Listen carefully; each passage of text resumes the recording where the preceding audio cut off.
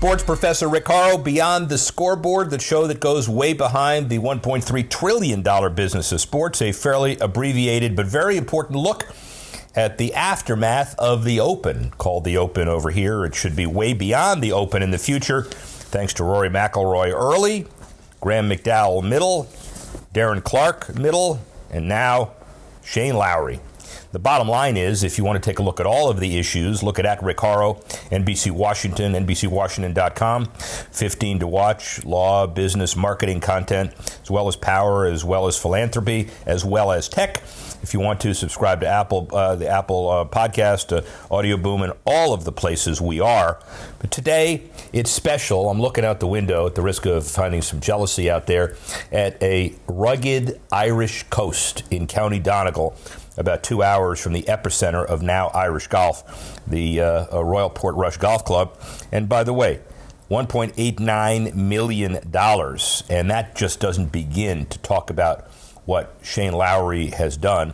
Max Faulkner wins the Open at Royal Portrush years ago in 1951. It was the 80th. This is the 148th. And when you think about the economics, this may be the biggest impact ever. It has a cultural component to it. Listen to what Padraig Harrington said.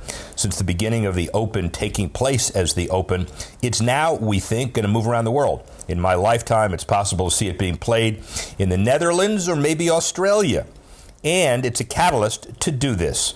Shane Lowry, certain to be the face of Irish golf in the year-long run-up to the 2020 Olympics in Tokyo, especially as colleague Rory McIlroy struggles with his big stage game. Yeah, we'll talk about that, but he's done so much more than just have a quadruple bogey on hole number 1 on Thursday, which I was there. It was kind of painful to watch, but he's certainly regained any credibility that he could have lost by just his body of work. And when you think about Irish golf today, Northern Ireland and Ireland 30 years ago with the Troubles, nobody would have ever called those two places together. Crossing the border yesterday, it is seamless. Royal County Down is a course on the Northern Irish side of the border. People from Dublin on the Irish side streaming back and forth, and County Donegal on the other side. I guess I've got to continue to play a number of courses just to make sure these are courses that people talk about as the best in the world. Yeah, someone has to do it, but there are 450 courses here. It's one of the largest growing kids, youth programs ever. This tournament itself could be said to be responsible for much of the infrastructure here and the new roads to and from Belfast. The international airport spruce up, the £150 million economic impact, as well as 40% increase in tourism for these 2 years, and a showcase of future tourism in many years. 13 new hotels in Belfast after the Troubles, and maybe a permanent spot on the Open rotation. The Open is the 150th anniversary at St. Andrews in 2 years. I can't imagine any better impact this year. Back to Rory McIlroy. The kid grew up at Hollywood Club, that's with one L, outside of Belfast. It's one of the weirdest courses you could ever play. You have to have every shot, which explains why Rory McIlroy plays the way he does. And the guy that can chronicle not only his career, but also what happens as far as Rory as a hero and his new youth programs and all the things that are happening is the head pro, Stephen Crooks. He sat down exclusively to talk to me on Saturday, both before and after the round. Wasn't too happy after the round, me, and was very happy before. But Stephen Crooks, who basically is one of many Rory McIlroy mentors, has some incredible perspective about golf, about business, about economic impact, and about Northern Ireland. Stephen Crooks. Sports professor Rick Horrow, inside the boardroom, beyond the scoreboard. We're here at the general site of the 148th British Open. It is Royal Portrush. But we're here at Hollywood Golf Club, the home of, as we know, from the primary parking spot here of Rory McIlroy. And the last time the Open was played here, none other than Max Faulkner, you know him, the favorite, won in 1951. And the guy who is driving a lot of this, he'll be understated, but he's an Ulster coach. He's the head professional Hollywood Golf Club, Stephen Crooks. How are you? I'm good. Thank you. Thank you very much. So the weather's been fine. The tourism here is outstanding. We were told that the increase in tourism is about 40% or even more.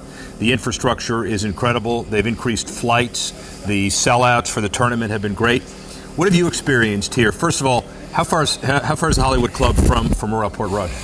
It is a 90-minute drive. Okay. So we're reasonably close. A lot of people are staying in Belfast because it's so accessible to Portrush.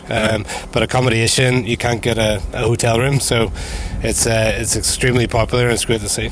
And so, thinking about this as a long time from when the RNA originally considered this, and then the course improvements that were done at Royal Portrush, it's been a big economic boom for Northern Ireland too, has it not? Oh, absolutely. As you know, and as you can see, we're such a small country, right. And to have one of the biggest golf tournaments in the world here, with over 200,000 people coming in to watch this magnificent event, is huge for the country. Everyone is getting, as you say, great business from staging this event, and hope it comes back again.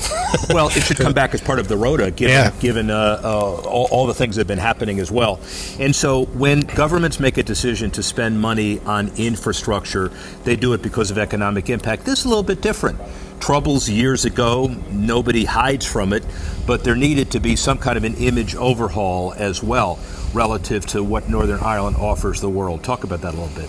Yeah, absolutely, because only in the last 2 weeks has been the marching season and bonfires, and in years gone past there would have been a lot of trouble in around these dates, and we certainly didn't want this leading up to the Open with visitors coming in. So I'm glad that a lot of that is gone away, and I hope it stays away for a very long time. And the golfers in this country have certainly helped put this country on the map, and it takes away what has happened in the past when you have these sporting legends doing something which is great, and it's obviously good to see. Talk about, and we'll get to your man in a minute, but talk about junior golf and talk about what this kind of event means to golf in Ireland generally, Northern Ireland in particular, and junior golf, both on the girls and the boys side. Yeah, well, as you talked about the infrastructure at Portrush, a large part of that is getting, kids go free, which is great. So they get to watch their sporting heroes, and then inside the ropes they can go and get free lessons, and they're doing lots of games for kids to promote the game of golf. And we have over 490 courses, I think, in Ireland, and I think most courses are still crying out for more junior members. We're very fortunate that we've actually got a cap on juniors at the minute. Yeah. We're in a very popular situation, and obviously with having Rory as our hero, we're fortunate.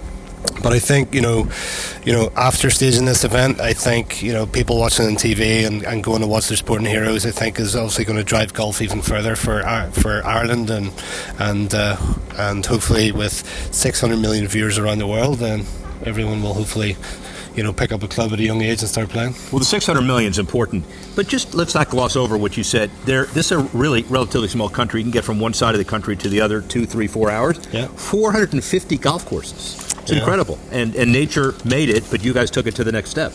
yeah, absolutely. It's great. I must try and play them all one day. But I don't think you have time.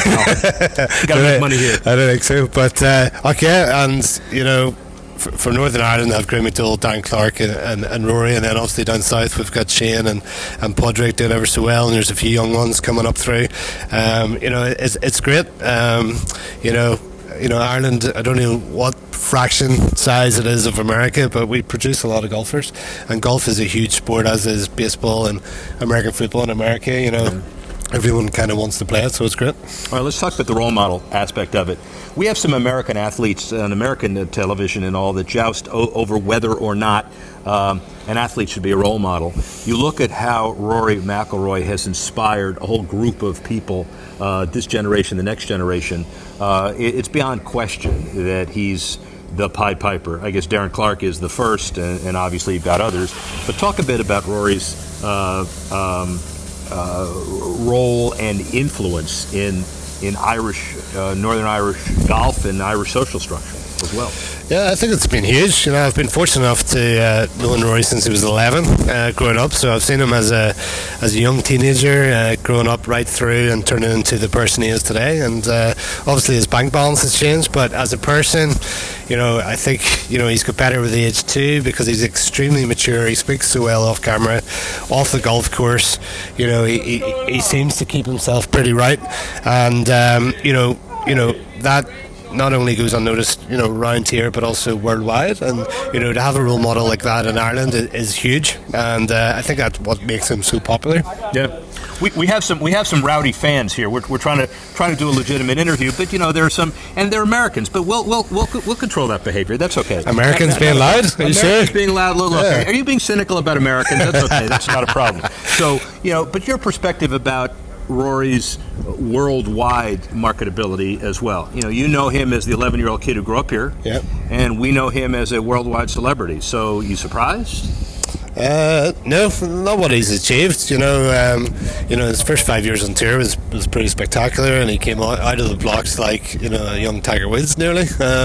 But I'm not surprised. I think from a young age, I heard the name before I met him. For 11, 12-year-old, that's pretty unusual, to be honest. This young kid at Hollywood, you got to see him. He's unbelievable. And then when I saw him up close first time and watched him play, it was pretty special. And then I've been to many of his first tournaments when he was an amateur and first term pro, and he was just a different level than any amateur I've seen. But the biggest attribute I could have given him at that age is his work ethic was just, it was greater than any other junior I've seen at that stage, and even since then. So that's what I could really compliment him on. Let's finally talk about the business of golf in Northern Ireland today, and let's talk about 5 years from now. What's your prediction? The economics of golf course business here, tourism.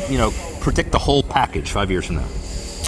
I think the whole package will be different than the previous 10. I think there was definitely a lull in Irish golf about 10 years ago, and I think in around 2010 to 12 it was a bit low, and then it's gradually getting better with the Irish Open and Portrush in 2012, and then Port Stewart a couple of years ago, and then also having the Open now. But if we can get the Open again on the Rota in 5 to 7 years time, I think we talked about the 600 million viewers there on TV. They're going to come and play. Yeah.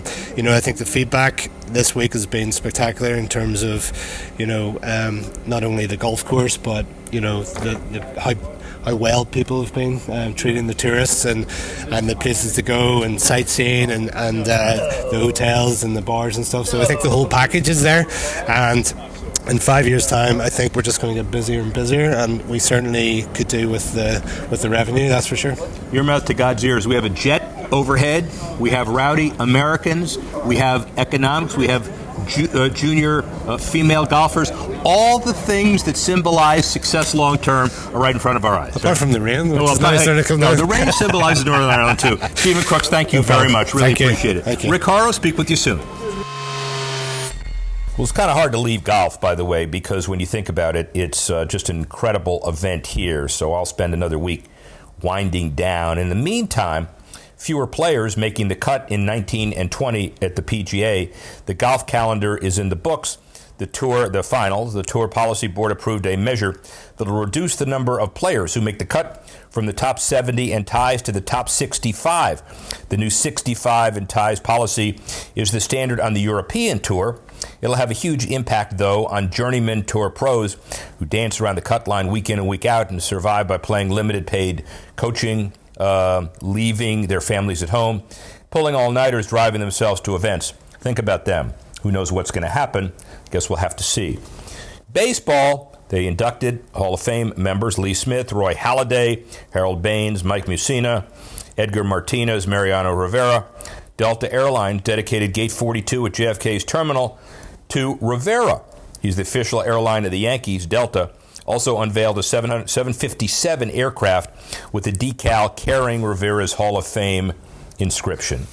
So, obviously, it's not just golf. But another issue as far as baseball is concerned, there is a pretty good possibility these guys will be wearing patches like the $7 million a year success the NBA generated. Van Wagner, an agency that is doing some of the research regarding this for baseball, $6 to $8 million for select high-profile teams, being able to secure even more. Being examined, but obviously it's one of those kinds of things that really looks like it's going to happen. NFL training camps opening up. Not likely we'll see a new NFL CBA this season. The next set of negotiations scheduled for July 29. Robert Kraft, Art Rooney, John Mara in attendance for the CBA meeting. A quick deal may not be done. The topics are being tabled. Let's just hope it gets done. On the basketball side, 22% stake with the Oklahoma City put up for sale. It was Aubrey McClendon's stake, the late Aubrey McClendon. The value of 22% might be about $324.5 million, since the Thunder are worth about $1.475 billion, according to Forbes. OKC residents continue to appear supportive of the Russell Westbrook era. He just built a home in the Oklahoma City suburb of Nickel Hills. They say, thank you, Russell Westbrook, with signs all over the place. Unlike the Durant departure, by the way. But that's just sports, and that's just business. Finally, LeBron James' agent stars in a sports division major Hollywood film. United Talent Agency says Rich Paul has joined the agent for 24 NBA stars. Rich Paul is joining the agency's effort to create a sports division for the entertainment company.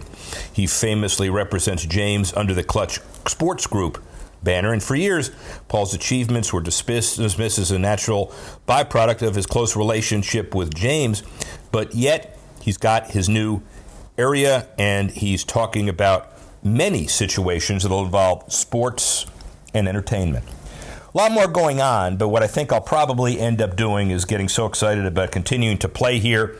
I will report next week. Oh, by the way, something real important. Premier League revealed it had a cumulative global audience of 3.2 billion for all programming watched during the 18-19 season, a 6% increase over the year before. And the Premier League, when you realize it, has more impact across the globe than anybody has had. And when you think of the numbers, it is including 188 of the world's 193 countries. Good for them, good for the Premier League. So maybe I'll mix some soccer with golf for the next few days. In the meantime, I'd like to thank Stephen Crooks, who was very generous with his time. A whole host of people here in Ireland and Northern Ireland. They love the NBC coverage, love the Sky coverage. It's been an amazing event here, including aftermath over the next 3 or 4 days of the life of Shane Lowry. By the way, everybody, get used to it. Sports Professor Rick Horrow, speak with you next week.